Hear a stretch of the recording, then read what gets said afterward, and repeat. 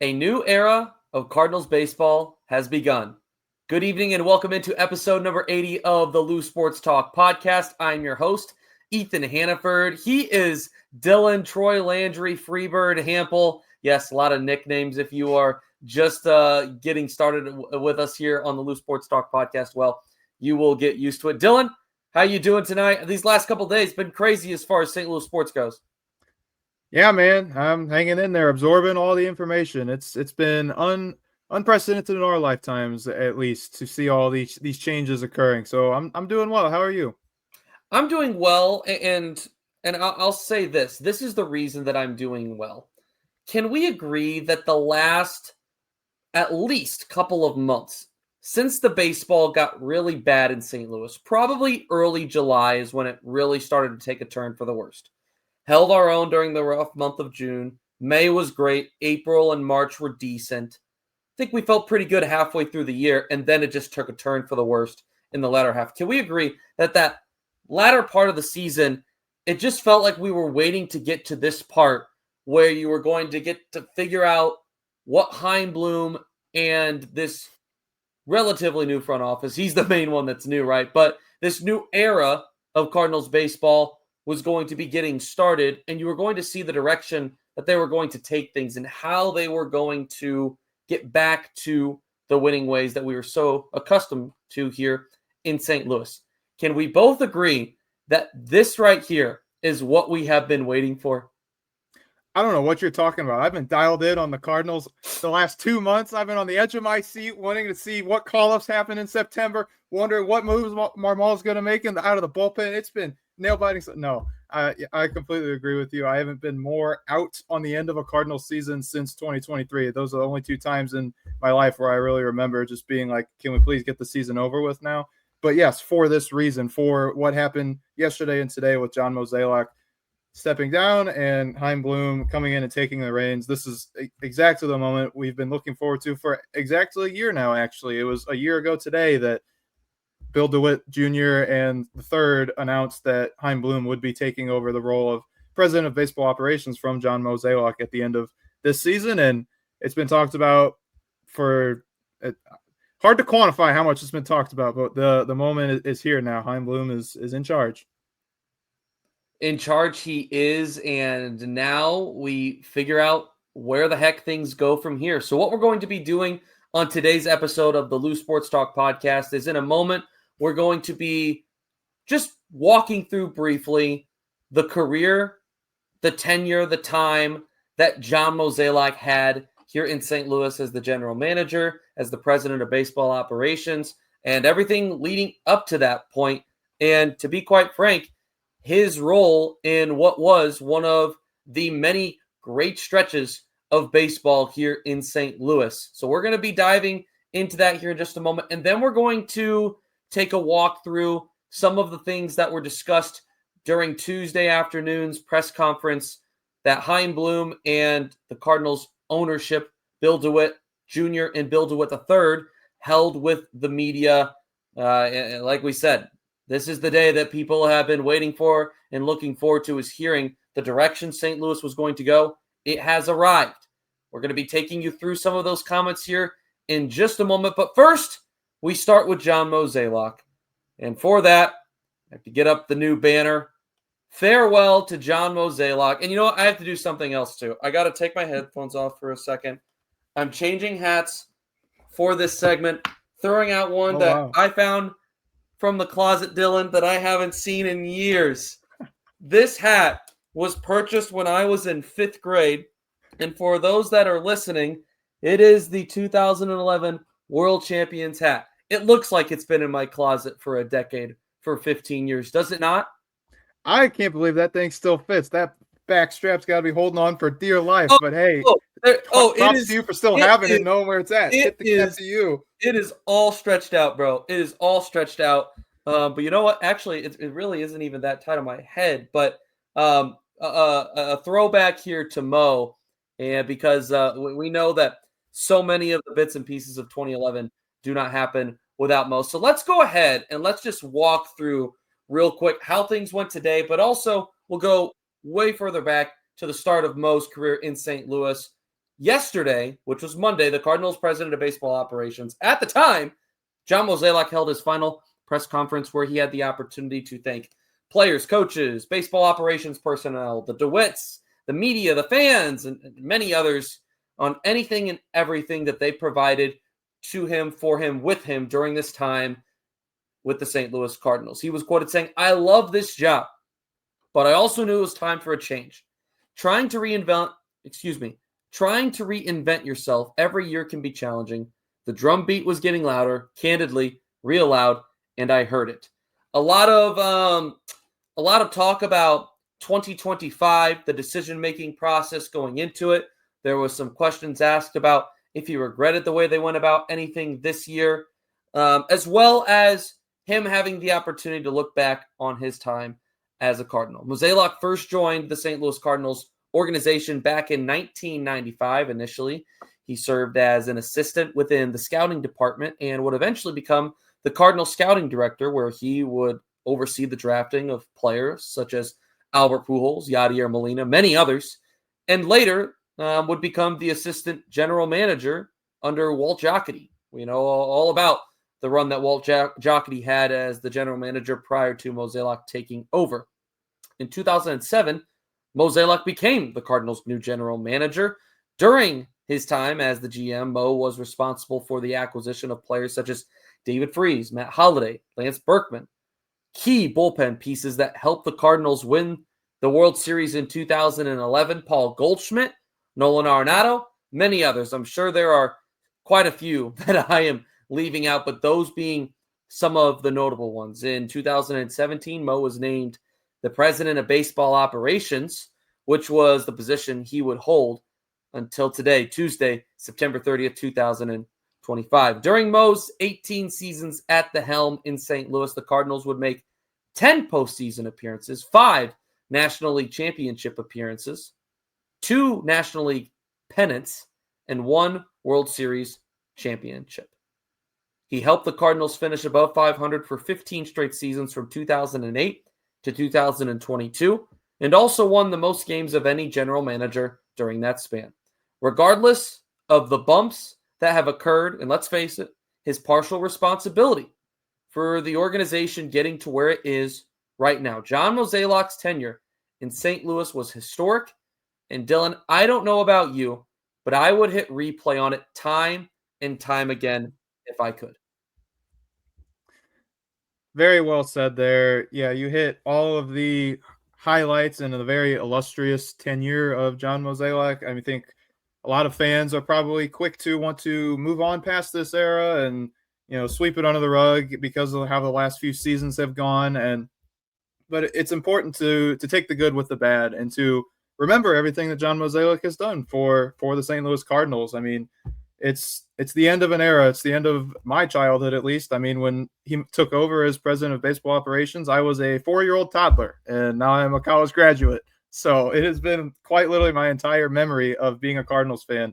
He has been at the helm. And so, yes, there's been some swings and misses, but I think he said something like that in his outgoing press conference, that if you aren't failing, you aren't trying, so you're going to have some good and some bad in there. And yeah, it's important to note that. One thing that I thought was interesting that I didn't know about him until today was that when Albert Pujols left in free agency, the Cardinals got 2 compensation picks from the Angels for that, which they used to draft Michael Wacha and Stephen Piscotty. Like, that's crazy. Like, I never knew that, making value out of that, even when Pujols walks away. So really cool. And a lot of fans are quick to point out the recent struggles, and reasonably so. I mean, there's been, I think it's 6 of the last 10 seasons the Cardinals have missed the playoffs and have 1 series win in that 10-year span, being that 2019 crazy NLDS against the Atlanta Braves. But you can't just ignore everything Mozeliak did prior to that. He's a guy that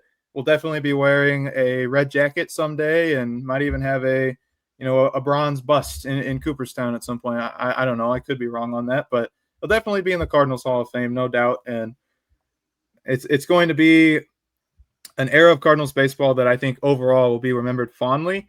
And one last thing I'll say is I was also reading on just his upcoming in the league before the Cardinals. He started with the Rockies and then came over with Walt Jocketty, as many people know.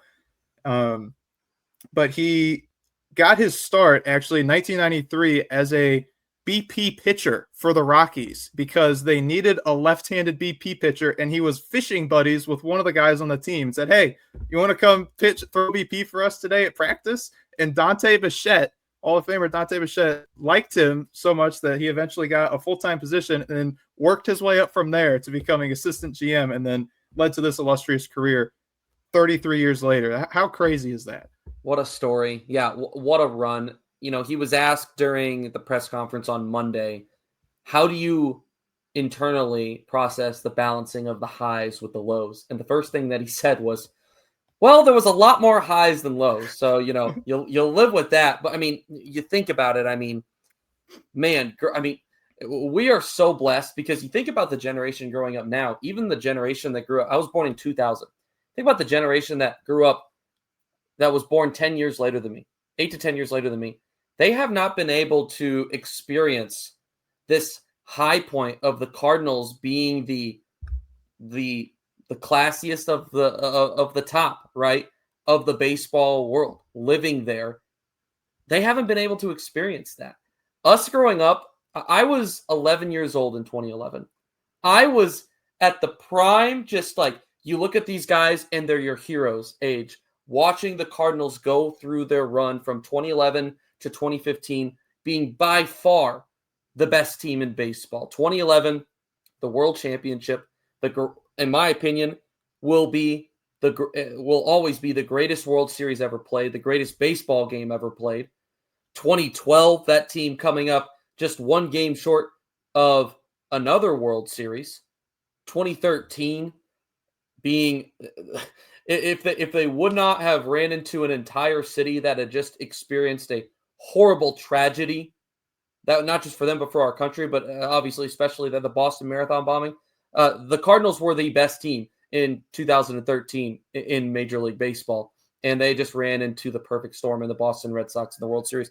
2014 finding their way back into the National League Championship Series, and in 2015 a disappointing finish but a 100-win season. I mean, you think about that stretch of baseball, 5 years, 11, 12, 13, 14, 15, 5 years where, I mean, was just absolutely unbelievable. They weren't leading baseball in payroll. They didn't have the power mashing, 3 MVP candidates that they had in 2004. No, it was smart baseball from top to bottom. And man, I think of John Mozeliak, and that's what I think of. Yes, like I said earlier, he is a huge reason as to where the Cardinals are at right now. Him and the ownership have put the Cardinals where they are right now. Let's be honest. That's a huge reason. But I think that fans, the more time goes on, will grow fond upon the tenure of John Mozeliak, knowing there was a lot more good than bad. Dylan, would you agree with that? Where do you sit regarding that? I would agree with that. The pain is fresh now because it's so recent in our memories, but I think as time goes on, it'll be more fond. And not to mention, also adding to everything you just mentioned in those 5-year spans, the Cardinals also won Organization of the Year twice in 2011 and 2013, the first and only times they have won that. And John Mozeliak won National League Executive of the Year in 2011 and 2012. He was, an up-and-coming GM that had interviews for other teams at that time and chose to stay with the Cardinals. And, for better or worse, he finished out his time here with dignity. And I think as the years go by, we'll look back on this day, and it'll definitely be a turning point in Cardinals history, but it'll, be the cap off of what was overall a very incredible era of St. Louis Cardinals baseball. So many things that we could discuss regarding that, but we have more to talk. It's time to move forward. It's time for us to make our transition from time. It's time. We're going to take a quick pause. When we return, we're going to break down the initial comments made by the Cardinals' new president of baseball operations, Chaim Bloom, in today's press conference. I will also be going back to retiring the 15-year-old 2011 World Champions hat that I'm wearing, and so that'll also be retiring. And we'll return in just a moment. You are watching the Loose Sports Talk podcast.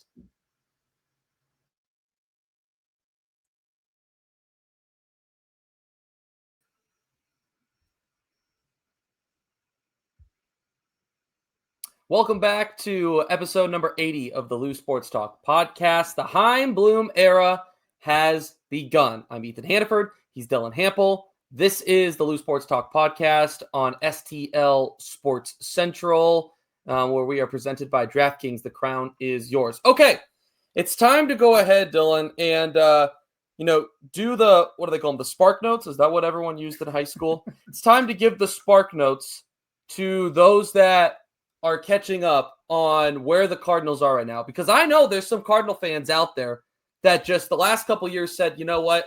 I'm checked out. I'm not going to look at it until Mo is gone. I guarantee there are fans out there right now that are looking back into things for the first time in a minute.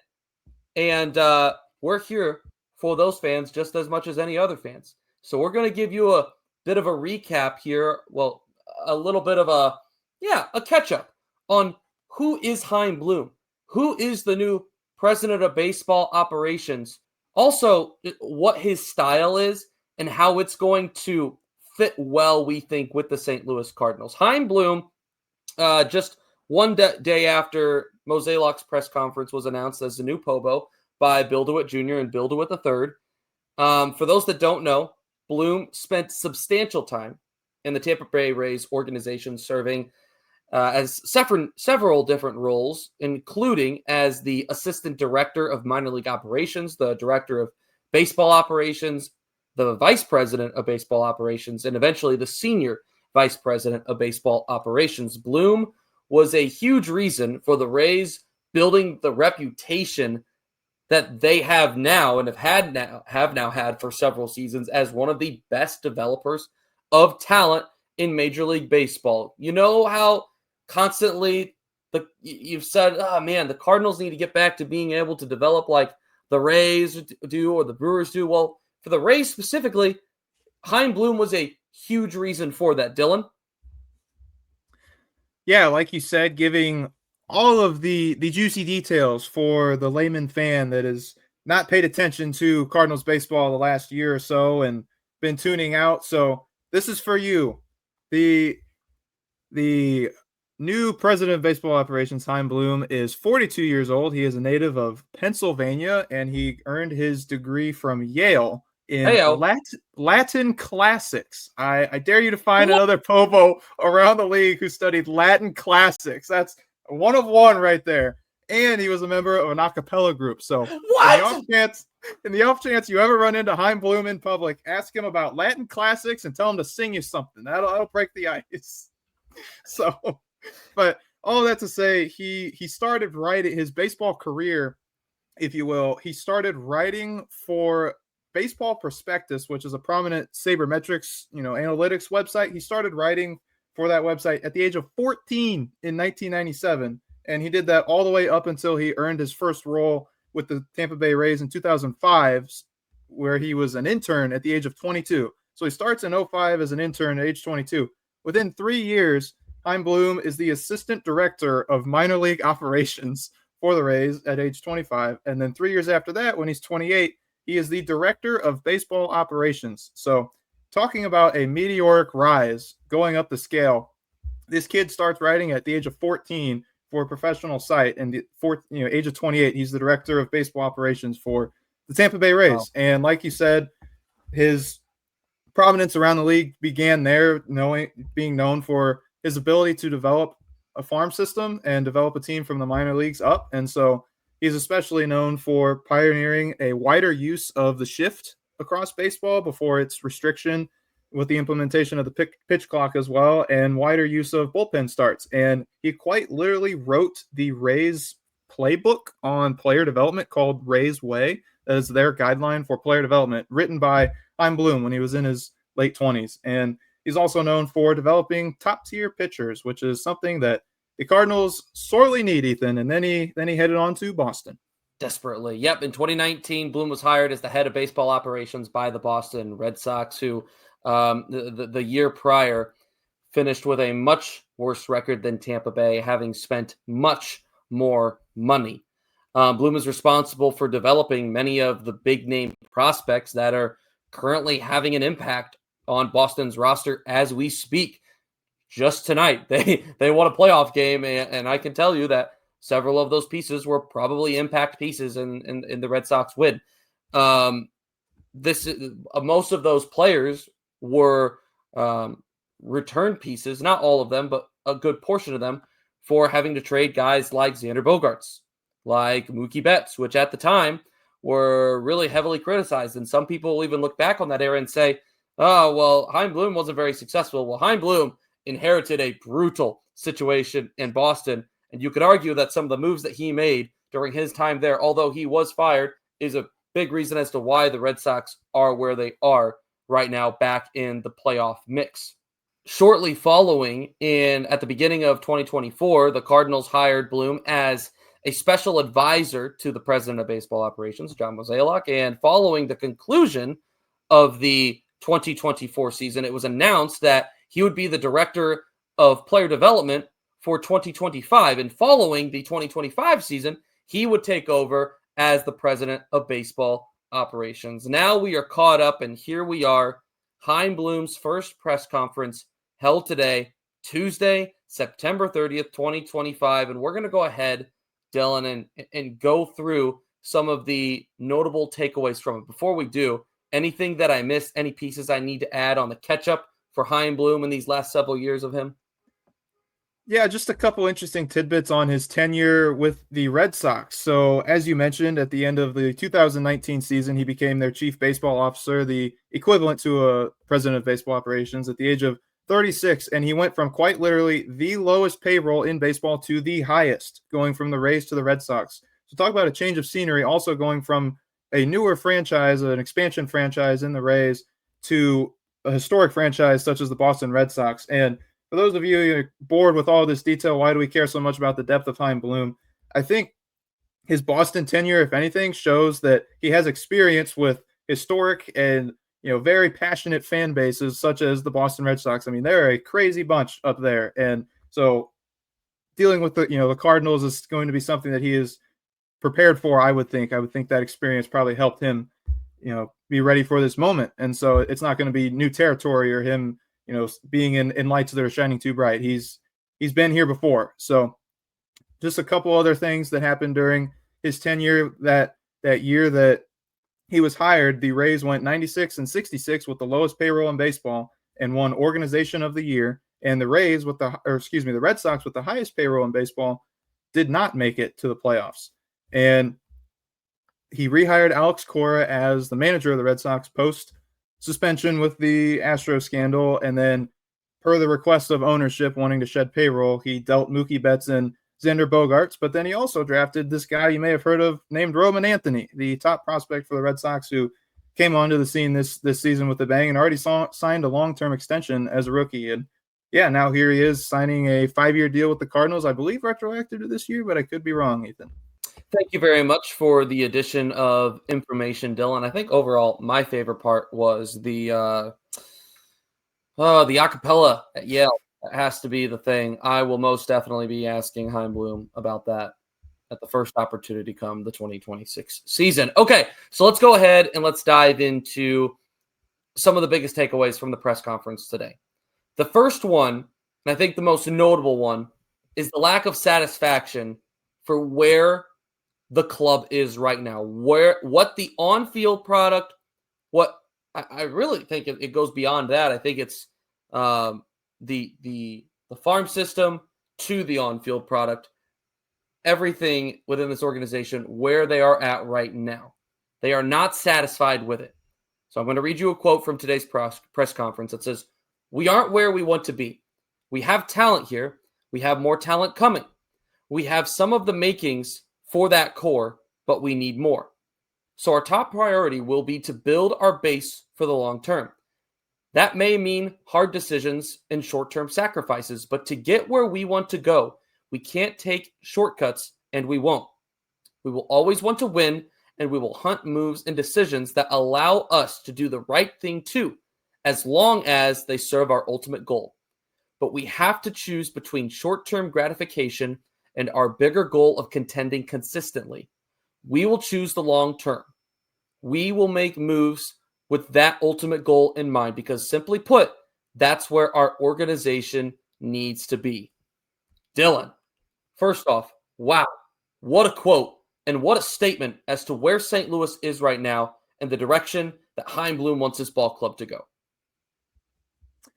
Yeah, you only get one shot at a first impression, right? And I personally loved it. I think that this is the semblance of transparency that fans have been craving for several years now from the previous regime. And he was brought in, like you said, to have a focus on youth development and long-term success. I mean, it's no secret that the Cardinals used to be the standard for the farms, the idea of a farm system in baseball, and that has fallen into decay and fallen behind the curve, so to speak. And so his stated goal of being that standard again really, really fired me up, honestly, just having that transparency finally. And, you have to say you want to win to keep the fans invested. But to me, it felt like a clear line in the sand was drawn as a turning point for the franchise. It wasn't indecisive. It was, okay, I'm here now. I'm taking the reins. And he was direct and honest. It wasn't, wasn't condescending in any way. I'm not saying Mozeliak was, but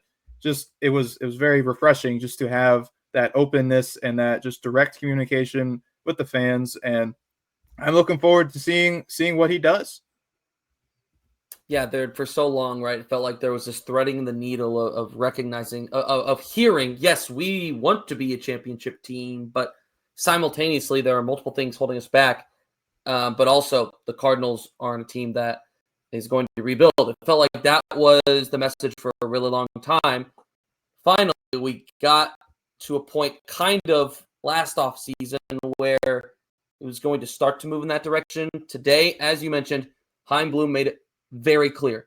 This is what the St. Louis Cardinals are supposed to be, and this is what has to happen in order for us to get back to that point.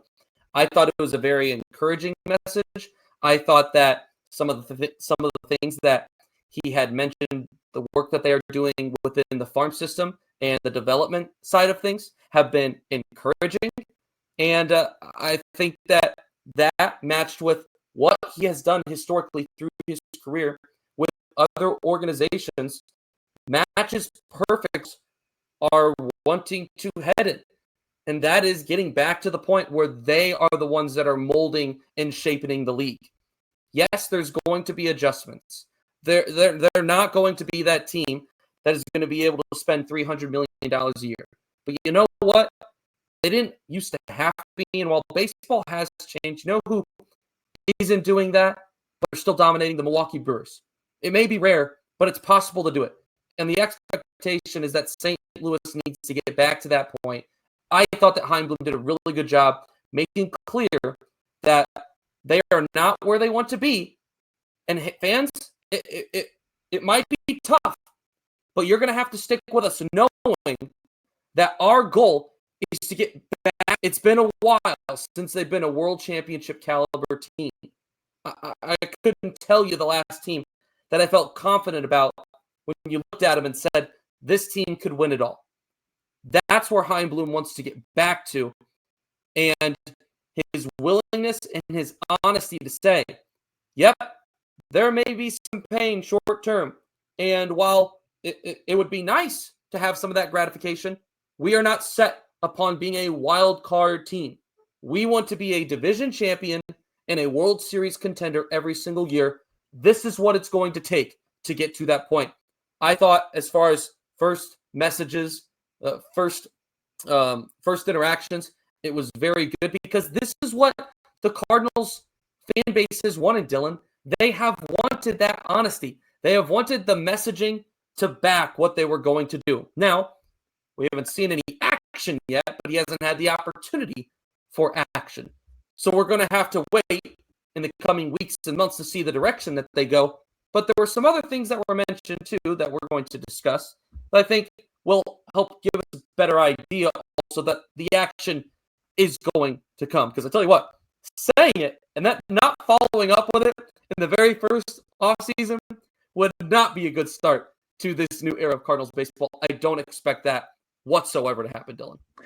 No, I don't either. And I think another thing we have to note here is, say what you will about the DeWitts. They deserve the criticism they've been getting, in my opinion. And they said some things today in the press conference that were worrying to me, honestly. But we have to give them props for making this transition this way and bringing in Chaim Bloom close to 2 years ago and allowing him to kind of sit back and observe just the full operation, seeing how the sausage is made from top to bottom, learning how the Cardinals operate. And for Chaim Bloom and John Mozeliak being willing to go along with it, I would think, I'm not 100% positive, but I would think most GMs come into this type of role cold turkey and have to kind of learn on the fly how everything works. Chaim Bloom has spent the last 2 years learning that and is able to have a head start, I would think, in that department, having already made friendships, as he touched on, and knowing how the Cardinal system operates and what the priority needs are as a franchise. I think the DeWitt family, the ownership group, deserves credit for making this transition in this manner. The other, in my opinion, most notable topic that was mentioned was that Oliver Marmol will be remaining as the manager of the St. Louis Cardinals in 2026. When he was asked if changes would be coming to the front office or the coaching staff, Bloom made it clear that the plan was going to be to add, not remove staff. And eventually he also mentioned that a general manager will be hired, but the timing on that is TBD. Also confirmed, as mentioned just a moment ago, that Marmol will be returning in 2026 as the manager of the club. It's also worth mentioning, that Marmol is in the final year of his contract, but the two have not discussed a possible extension yet. Dylan, I have to imagine that fans were just as antsy to hear the answer to this question as they were to hear the statement that we had just talked about a moment ago. What is your reaction to Bloom sticking with Marmol for at least one more year? I would say it's not shocking, honestly. I think it should tell fans a lot. It does tell fans a lot about how Chaim Bloom views the current coaching staff, Oliver Marmol included. You know, if he was going to clean house, so to speak, this would have been the moment to do it and state that from the get-go. But I think Chaim Bloom probably recognizes that there's going to be a lot of roster turnover, a lot of changing pieces. You know, why change another piece in that in the manager when it's not going to necessarily be a contending team for 2026? The players that are the core, some of the core pieces that this franchise seems to want to build around already have familiarity and rapport with Marmol. So switching to someone new now wouldn't make the most sense, in my opinion. But like you said, it is definitely worth keeping an eye on beyond this season because Oliver Marmol is not extended through anything further than this upcoming year as the manager of the St. Louis Cardinals. Yeah, and it'll be interesting to ask come February, or maybe even at the winter meetings. I imagine February is more realistic. It'll be interesting to hear if there have been any discussions regarding extensions. Maybe I'm wrong. In my understanding, you don't see a lot of situations where managers stay with a team when they have not been extended in that final year. So, for example, it would make sense for the Cardinals, for Chaim Bloom to extend Oliver Marmol now for the future. Traditionally, if you don't, it means you're probably not bringing it back next year. That is, in my understanding, what we have seen. That doesn't mean that that's going to be the case for this situation. It is a unique one in the sense that the Cardinals are beginning to work through a rebuild. Oli Marmol has been here. He has received a lot of criticism from the fan base, but I think a lot of people would also tell you that he's doing a really good job with this club that they have, getting this young group to buy in on what they are building here. And we know that him and Bloom have had good conversations. They have been communicating now for a while as far as the direction that this team is heading. So I'm going to be very intrigued to see if by February there will have been any discussions regarding this. And if Marmol doesn't get extended, in 2026, what does that look like for the future of him as the manager of the Cardinals? I think personally, Oli Marmol's done a really good job as the manager of the Cardinals in large part. You look at, especially in the last couple of years, when this guy got brought in, he was the youngest manager in baseball, and you can hear in his vulnerability how he has grown in this position. You look at the last couple of years, it's very clear that one of Marmol's biggest strengths is his bullpen management. The Cardinals' ability to win one-run games, their ability to come from behind, and their ability to win so many games despite having a terrible run differential over the last couple of years is evidence of Marmol's ability to manage in close games, specifically manage his bullpen, which I think is really impressive, especially when you consider the roster that this team has had the last couple of years. It has not been a good roster. The fact that he's been able to do what he's been able to do with it, in my opinion, speaks as to his understanding, his knowledge of the game. Then when you hear players speak on him, when you hear how highly they view him, when you watch the way that they play, I can't think of a lot of games where it felt like the Cardinals were entirely out of it, or even to go further, were mentally checked out of it. Yes, there were mistakes. Yes, there were blunders. You expect those from a young team, especially a young team that is raw and doesn't have a boatload of talent. But we saw it even in the final week of the season. The Cardinals, at one point against the San Francisco Giants in the second game of the series, 5 games left, almost no chance of the playoffs. And they're trailing by 5 or 6 runs, and they claw their way back to win that ball game against the team that is far more talented than them. Is it because the Cardinals have a talented roster that they won that game? No, it's because of the culture and the mindset that Oli Marmol and this coaching staff has built up in that clubhouse. That we are going to keep grinding, we are going to keep playing until the 27th out. That has come, in my opinion, directly from the manager and his coaching staff. And I think that for a young team like this going through a rebuild, that's something really important to have. I think those are all reasons that Marmol has been a good manager. This isn't the Oli Marmol episode, but we have was one of the biggest things from today, Dylan, is, would he be returning? And I think it's with good reason that he should return. Yes, some of it's depending on how this year goes, but you're still not going to have a great idea, in my personal opinion, of where this club is following 2026 as far as I think you'll have an idea, but I don't think that they're going to be like a World Series contender by the end of the year. I don't think that going into 2027, you are a slam dunk on saying this team is a World Series contender. I don't think that. So are you really going to have a better idea win-loss wise of who Oli Marmol is? No.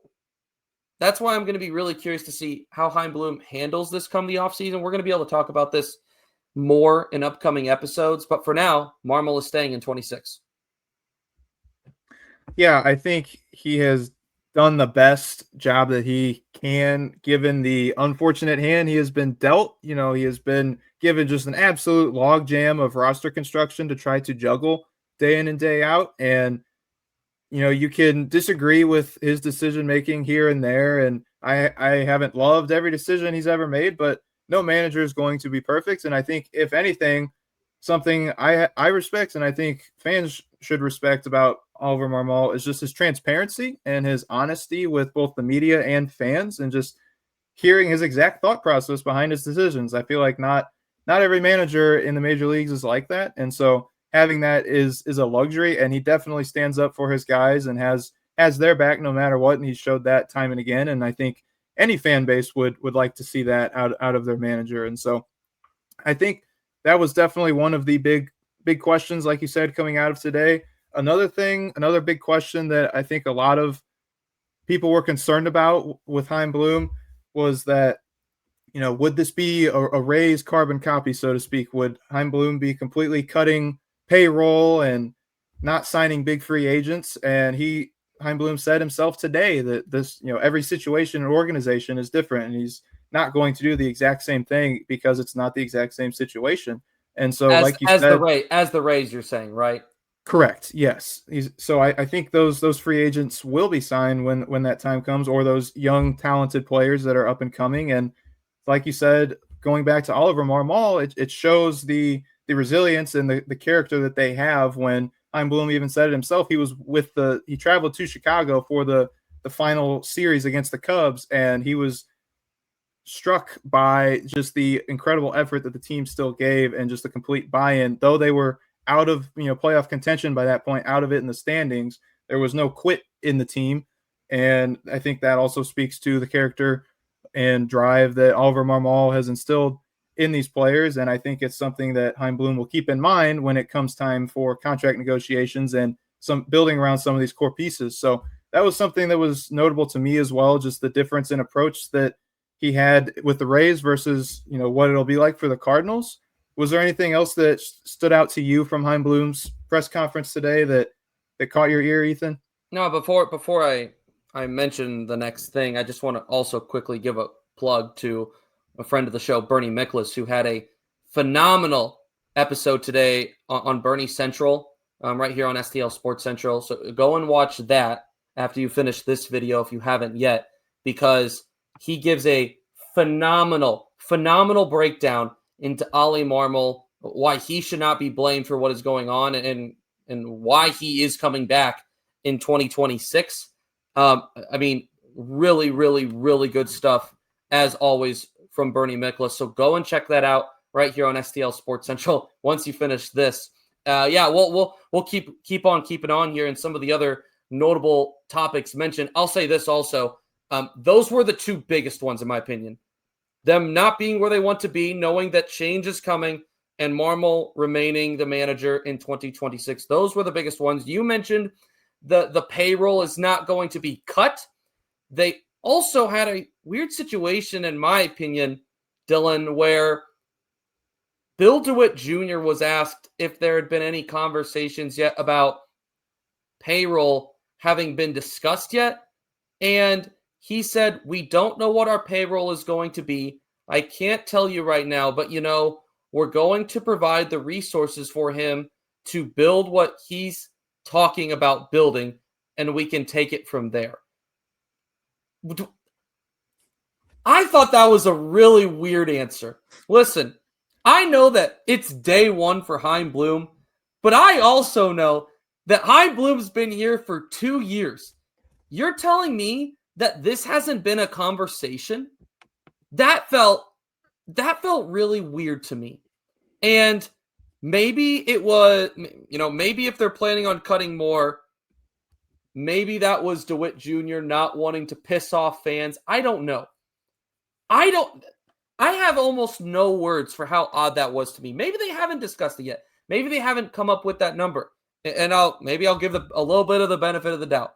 But to me, and I don't know how you took it, but it felt like DeWitt Jr. was almost caught off guard by the question and just kind of threw that out there. What did you think about that? All I can do is laugh, Ethan. I'm so glad you brought this up, because that's what I was alluding to when I mentioned earlier that the DeWitt said some things that were worrisome to me, that this was the primary thing that I was concerned about. I don't know how it's possible for you to be in the same building as someone for 2 years and you don't discuss payroll at all. Even if it's not, okay, this is the exact number for a year from now, having a general idea, I think, would have made a difference in Chaim Bloom's approach potentially to, okay, I know about, X amount of dollars that I might be working with. These are the potential development moves I can make and not make. Just like you said, it seems like he was caught off guard by it. And it was alarming to me that had not been discussed. And I mean, he also, continuing to nitpick, he also talked more about the past successes of the team, which it's good to note on, but you're not, bringing in a new president of baseball operations because everything's going great, Yeah. And so fans are well aware of the past successes.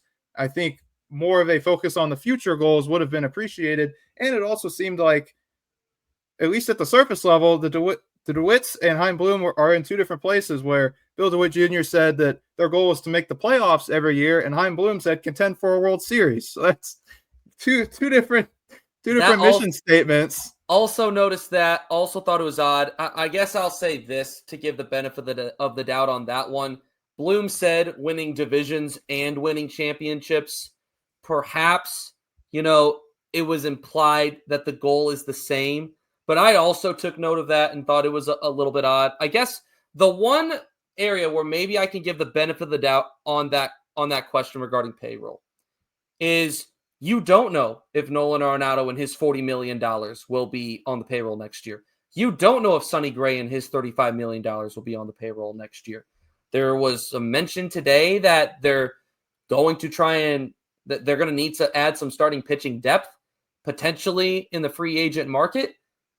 Who knows what that number looks like. So there is this big if as to what that number could be for 2025, depending on if one, both, or neither of Nolan Arenado and Sonny Gray are on your roster come 2026. So that is the one area where I will give Bill DeWitt Jr. the benefit of the doubt. If maybe he didn't know how to answer it because you have these two massive contract situations that you're trying to offload, but you're not sure if you're going to be able to. The one thing I'll say is, why not just say that? If that's the case, why not just say that? That the whole thing kind of felt odd to me. It felt weird, and it was probably from the owners the most notable takeaway in my personal opinion. Now there was another takeaway that I had from ownership speaking, and this time it was Bill DeWitt III, who talked about the lack of attendance this year, basically saying it was loud and clear. It was loud and clear. The message was received from fans. And this is a quote now from the St. Louis Post-Dispatch from Derek Gould in his article today that said that ownership then listed some of the initiatives the Cardinals are adopting to bring fans back to the ballpark. That includes freezing or lowering ticket prices for a third of the seats. And that also means an investment in some of the downtown security plans. DeWitt said the Cardinals have heard from fans that they want more value from what they spend. And to that end, the Cardinals are looking at working with their concessions partners, which is Delaware North, and nearby parking lots to address the cost of going to the ballpark. So I appreciate that there was some sort of acknowledgement of this today because fans are frustrated with this. The product has gotten worse. The prices, if anything, they haven't changed, likely have gone up for just about everything. And there's third-party reasons to that, we know. But it is a fair point. And I'm glad that it was, even if it wasn't super in-depth, I'm glad it was at least mentioned today. Yeah, and I think it's also important to note that prior to saying all of that, Bill DeWitt III said, we know the best thing to get fans back in the stadium is winning baseball. And so they're aware of that, and they, like you said, message heard loud and clear. I don't know about you, but growing up, what I'm used to is attendance around the league. Dodger Stadium 1, Yankee Stadium 2, Busch Stadium 3. Yep. And these last few years, they've been middle of the pack. I think the numbers came in. It was close to 1 million less fans went to games this year than years previous. And so it's having an impact at least on ownership. And, at least they're being transparent about that and making an effort to make changes. It's not, the Pirates ownership where they have a potentially generational star in Paul Skeens and, a pitching staff that could be elite, and they're not investing in the team outside of that. You can say what you will about the DeWitts, but at least they are acknowledging that. It's just interesting to see the other dynamics, of baseball that are off the field or not necessarily, between the lines of the diamond. And it was also just interesting hearing from both Bill DeWitt Jr. and the third, and just hearing kind of what could be the difference in philosophy of the Pobo versus the ownership, and knowing that, okay, yes, John Mozeliak in his tenure was in large part responsible for some of the decline, but it wasn't all him. he could have been hamstrung in X, Y, or Z departments by payroll, and so there can be change with a Pobo, but the ownership group being what it is, there are still going to be some of the same tendencies, I would think, in this new tenure. But I think overall it was still an exciting day, an exciting press conference, and a definitely a turning point in St. Louis Cardinals history. Wouldn't you agree, Ethan? Yes, most definitely. And I think right now, because you finally can look towards the future and you have something to look at it with. Before you were looking miles and miles away with nothing, and now you have a telescope. Now you have something to give you a better picture of the direction that they want to go, which I think is a good thing. There's going to be more information coming in the upcoming weeks and months as to the direction this team is going to be heading, what it will look like, additions made, subtractions made. The final thing that I'll mention, and I thought I took this note as well, some of these comments were made during the press conference. Some of them were discussed following the press conference when further questions were asked by the media, by the writers. The last thing that I'll mention is that Chaim Bloom made it very clear that Nolan Arenado would not be getting released, that he will not be waived. Not an option. He mentioned that cash is an option if needed, being able to throw money in, not the most preferred route, but an option, but said that waiving him is not an option, which I think is at least a better idea as to where they are with this, because we've discussed on previous episodes how far are they willing to go with Nolan Arenado as their guy at third base. How far are they willing to go? That gives you a little bit of an idea. He's got to be traded. They're not going to waive him. And if they can't find a trade, then they'll be happy with Arenado as their third baseman in 2026. I love Nolan Arenado to death. I have all the respect in the world for him. But boy, I hope that is not the case for the St. Louis Cardinals come next season. Dylan, I think we did a pretty good job covering just about everything that we could in under an hour regarding John Mozeliak, his time in St. Louis, as well as what the future holds with Chaim Bloom as the new president of baseball operations. Any final thoughts before we wrap? Yeah, I think it's interesting. They didn't specifically use the word rebuild. They said build a lot. They didn't say, we're going to tear this down to the studs and rebuild it. So that can be at least some encouragement to Cardinals fans of what the near-term future may hold. Like you said with Nolan Arenado, I think that is a contract that you have to move. Ideally, like you said, all the respect in the world for him, but for the future of the team, I think finding a trade would be the best thing Chaim Bloom is able to do. And in terms of roster turnover, it's going to be significant, I would think. But it is nice to know that there is a visible light at the end of the tunnel now, that is at least a stated goal from the higher ups, from the people making the decisions. So I'll close with the words of Ricky Bobby. Hang on, baby Jesus, it's gonna get bumpy. And I'm just gonna let it end with that. This is episode 80 of the Lou Sports Talk podcast. For now, that's a wrap.